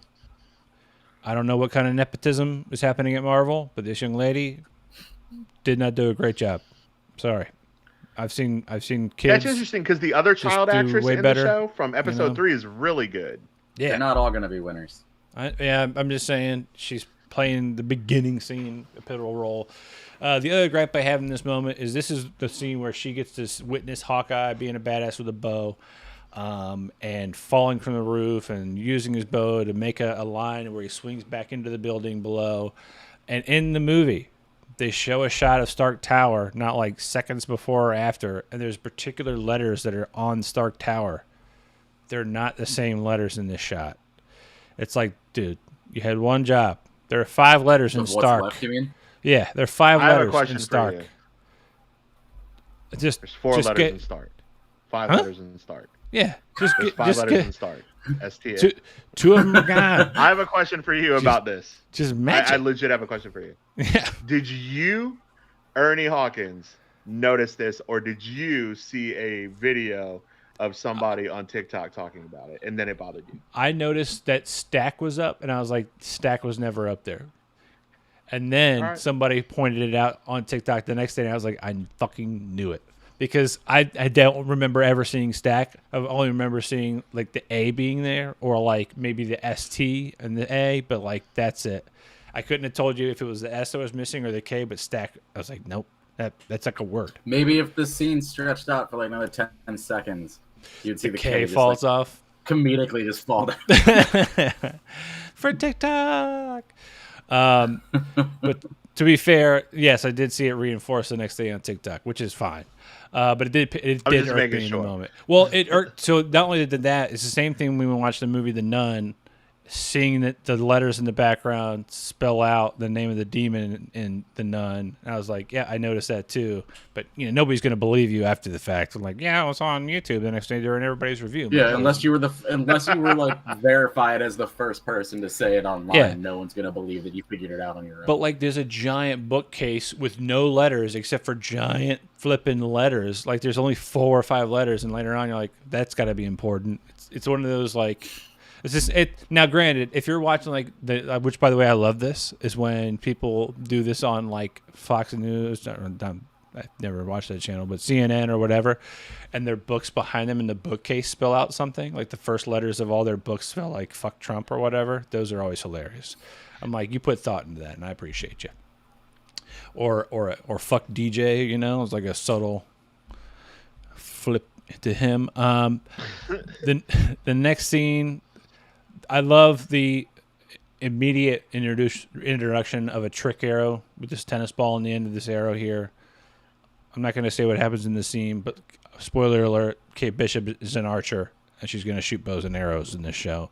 And this particular one has a tennis ball on the end of it. The next clip we've got here, or little picture, is of a Steve Rogers musical that's not necessarily a central piece of the show, but it's a reoccurring theme throughout the entire show so far. Like, it's on billboards. It's all over New York.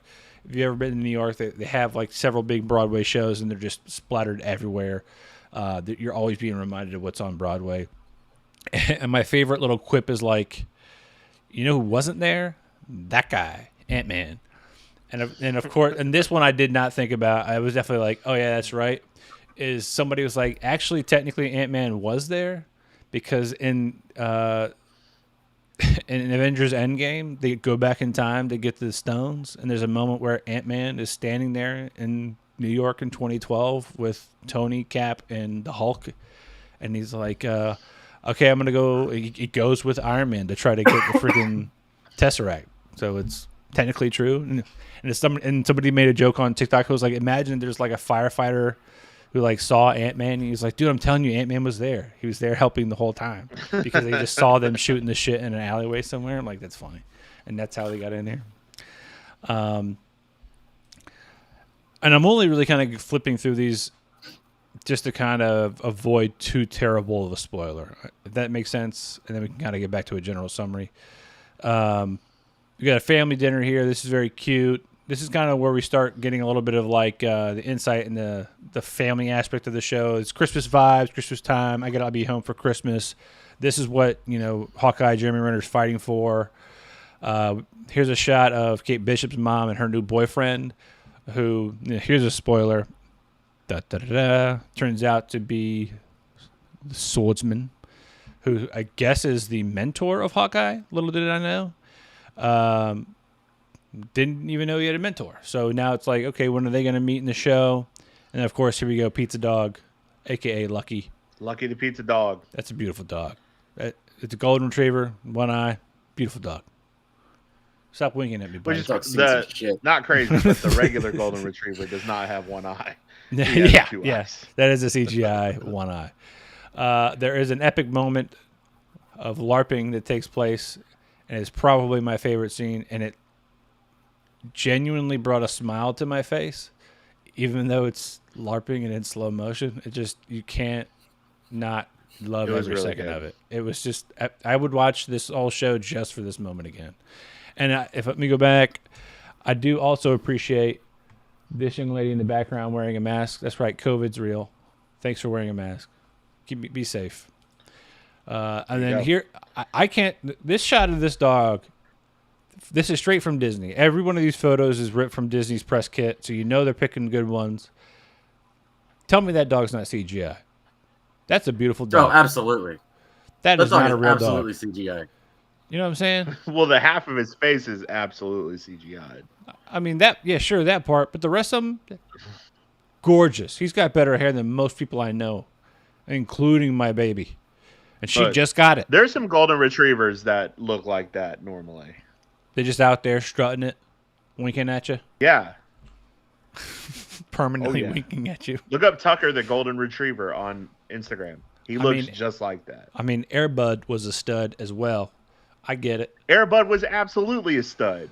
I mean, just look at all the Air Buddies he ended up having in like the third one. That's right. Again, epic chase scene. Best scene in the show. Dude, this is by far the best scene because best scene in the show. Flipping his.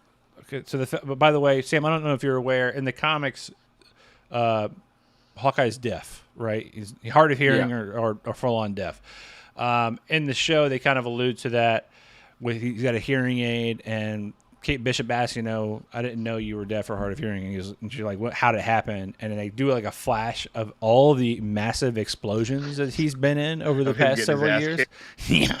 And it's like, no kidding. He can't hear. He's like constantly being around concussed sound, like with no protection. Like he's definitely going to lose his hearing. And even in the comic, my favorite little like side note that, if you know, is that Deadpool will always pull his mask up when he's in the room with Hawkeye because he knows he's deaf, so that he can read his lips while he's talking. And it's just a little bit of like nod to the character, like that Deadpool again, he breaks the fourth wall and is aware, and nobody ever really thinks about it. So there's all these other superheroes with masks on and shit. Like if Tony Stark is ever in the Iron Man suit talking, Barton has no clue what's going on. Like they're just getting orders and just moving along. But my favorite part here, and this is going to be, I don't want to give it away. I don't want to give it away too bad. Boop. My favorite bit here, and this is the last picture I think on the slide, is what happens with some of these arrows. And Dime, and you know what I'm talking about, on the bridge. Yeah, all the trick arrows are fucking awesome. Yeah. And then they didn't spoil any of it in the trailer, which was awesome. Yes. Her saying like, oh my God, what are these trick arrows? And in the trailer, they kind of he's like, no, what? It's because he can't hear her. So in this scene, she's yelling at him, and he's just yelling back at her, and he has no idea she's saying anything. And she constantly is saying stuff. He's constantly saying stuff like just seconds later, and she's like, hey, we're finally communicating. It's like because he can't hear a thing she says. He's constantly being annoyed by her in the show, and it's wonderful. Even later on, when she's like, I need to get back to my apartment. That dog's been there all day, all cooped up. He's probably, it probably sucks. And like 2 minutes later, he's like, man, that dog's still at your apartment. We should probably get back there. He's been cooped up all day. I'm like, yes, I could listen to that back and forth all day long. But I digress. Having said that, I'm enjoying the show thus far. Episode 3, we're getting some reveals of some bigger characters. Swordsman being a big character involved with Kate Bishop's mom, and this kind of underground society. There's the tracksuit mafia that is being introduced. The leader of that group being Echo, who's got her own series coming out, another deaf character. Her ability is being able to echo or repeat any moves she sees, kind of like Taskmaster in Black Widow. And then her relationship to being the adopted daughter of Kingpin, which is kind of a big deal. And we know that we're hoping that Charlie Cox is going to be in No Way Home. So supposedly he's going to be in there. So we're kind of seeing this soft release of a season 4, a soft reboot of Daredevil, and I'm all about it. All right, I think I've said all my words. I mean, Still not Echo is 100% dope. sure what's coming. Echo is really cool. It's like the second character from Marvel that's deaf that is actually played by a deaf actress in this year.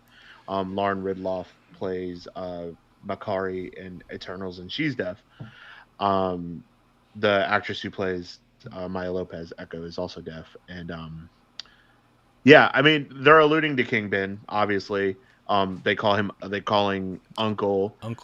There's a shot that you see of Uncle like stroking the chin of young child Echo, and he's in a black suit, and you can see his cufflinks, and it looks just like D'Onofrio's Kingpin. The craziest thing was when he walked up, just the difference in foot cadence. We went from being soft steps everywhere to doof doof doof, kind of like a fucking dinosaur just walked in the room.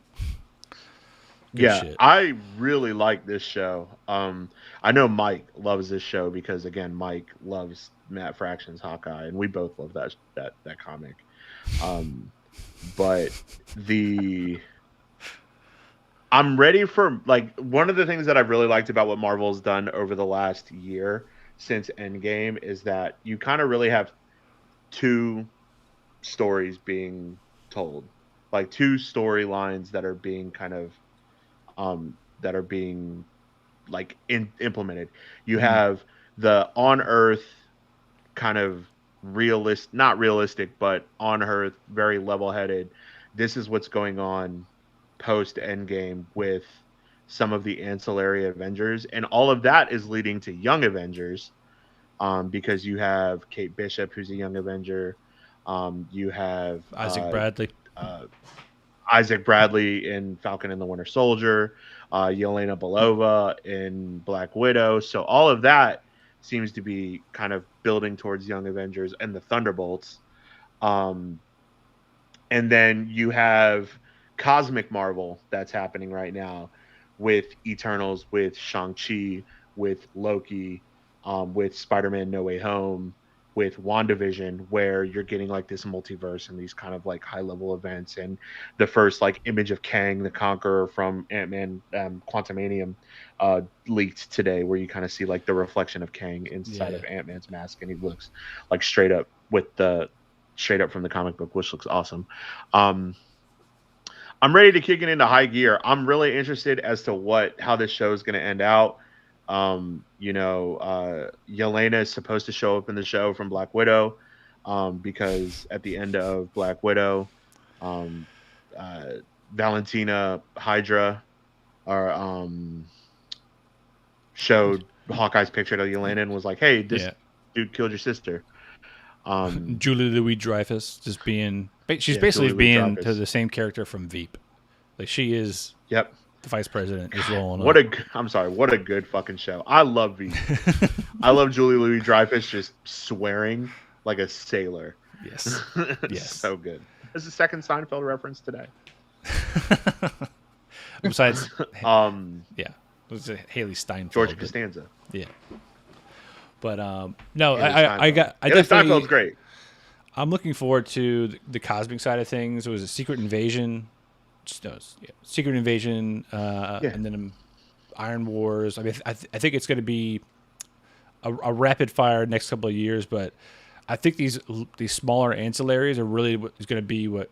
Thank you, Mike. Whatever. Contessa Valentina de Fontaine is her full name. But I'm excited about what these smaller ancillary characters are going to be able to do, because that's going to really keep Disney Plus in business. These Marvel series with these smaller actors. No offense to any of the actors in general, but Jeremy Renner has that app. God damn it! Put some respect on his name. Yeah. He was in one of the Bourne movies, for Christ's sake. So like the mantle being passed to these younger actors, I think is definitely going to be important for A, keeping that younger audience, and then B, continuing that money mill, just churning out more money. I mean, you can't tell me there's not going to be a shit ton of Patriot costumes coming out. U.S. Agent's going to be everywhere. I just hope that a bunch of the crazy zealots of the world don't commandeer U.S. Agent to be their like flagship fucking person, just like the Punisher. Ugh, like don't take these characters and make them your fucking mascot for hate. But fingers crossed. But I digress. Any honorable mentions? You said that a lot. Halloween. I forgot to mention just in the idea of just like the endless amount of content that Marvel's got right now. I did see one of the best Marvel costumes at Palmer's Halloween, like their block party in their neighborhood, was the variants in Loki. Husband and wife and their little dog, they dressed up as one as well. Nice. And it awesome. like spot on, and she looked exactly like what's her face from the show. It was uncanny. It was one of the best Marvel costumes I've ever seen in person. Damn, that is dope. Loki was so good. We're watching it again now. I'm really excited for Multiverse of Madness. Dude, I think Loki was definitely what kind of set me on the new path of like, okay, these Disney Plus shows. Granted, WandaVision was fun, and we got some new characters out of it, but there was definitely the element of like, it felt a little like a Disney original movie to me. Like especially that last episode, we're in the middle of a town square that clearly is like a backlot. Like that was like, oh, and now this time on Disney, we're gonna save the day from the Witch of the West. But like Loki definitely set it apart with that bigger, grander scale. But I one honorable mention that didn't go on 2 weeks ago episode, and I didn't even follow up with it. Tom, how was Ghostbusters? You said you were going to go see it in theaters. How was it? I didn't get to go see it. Did you see that deep breath? Your whole body. I was so mad. Dude, I can feel your disappointment. I was really fucking pissed about it. Ashley and I bought tickets. We had really great seats. A bunch of shit blew up at work that morning, and I was working until like 7:00 at night. And our movie was at 4. I was super bummed. I really want to see it, so I'm hoping we don't have much going on this weekend. I'm hoping maybe tomorrow night, if there's a showing coming, that we'll do that. And we booked, and we did like the same time for Spider-Man, and Ashley was like, "Yeah, like that shit can't happen for Spider-Man. Like you have to be off to go watch that." And yeah, I was really, really bummed that we couldn't see it. So I really want to, because I've heard it's awesome. I heard there's like just enough fan service in the movie, but like it's like building, it's like starting to build that back up again. So like, and Paul Rudd, like I think Paul Rudd is the anti Ryan Reynolds, where like Paul Rudd is beautiful and funny, but he can also act. Like that's true. Like Ryan Reynolds is beautiful and funny, and he can't really act, but like Paul Rudd has like range, like a lot of range. In the very bizarre off chance that Ryan Reynolds ever stumbles across this episode, I want to know. We like your gin. I want to know that I don't think none of us dislike you. We all think you're a wonderful human being. If you made it this far, let us try to mend any offenses we might have just shit on. If you haven't just immediately called your attorneys to have us all summarily sued into the fucking ground. I'm pretty sure end of the day, we don't Reynolds. hit the radar for him at all as far as like he's not like Chris Pratt. Like I genuinely don't like Chris Pratt. Like I gotta say I'm right there with you, man. I liked Chris Pratt a lot more before the whole split up with Anna Faris. He went like super nutso kind of thing. Yeah. And into a weirdo. I'm ready for him to be like done with Guardians of the Galaxy, because I like the Guardians of the Galaxy. Like I'm ready for him and Bautista to leave, to be honest. Like him, Bautista, maybe like Bradley Cooper, Rocket Raccoon. Like hopefully like Adam Warlock comes in and Will Poulter like is like, I'm the new guy. I don't like Chris Pratt. I'm sorry. I like Chris Pratt in Parks and Rec. Yeah, I like his work. I thought he was great. I like his work. I just the minute he got a platform and used it to talk, I was like, no, don't.